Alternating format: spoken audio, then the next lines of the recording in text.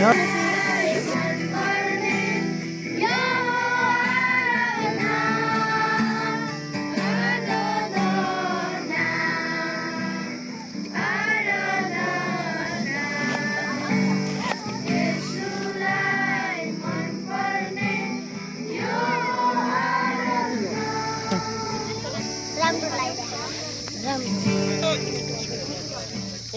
मेरो छ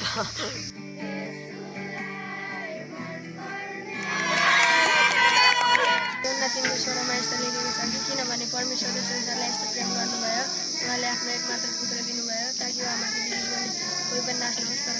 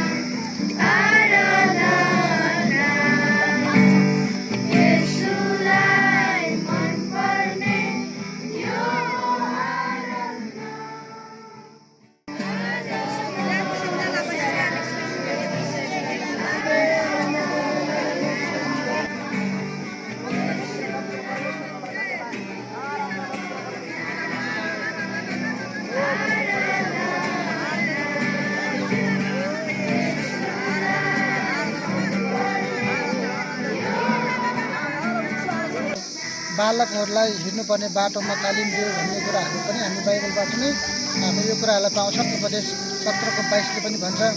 अनि सबैभन्दा ठुलो कुरा चाहिँ ठुलो औषधि चाहिँ प्रसन्न हृदय हो।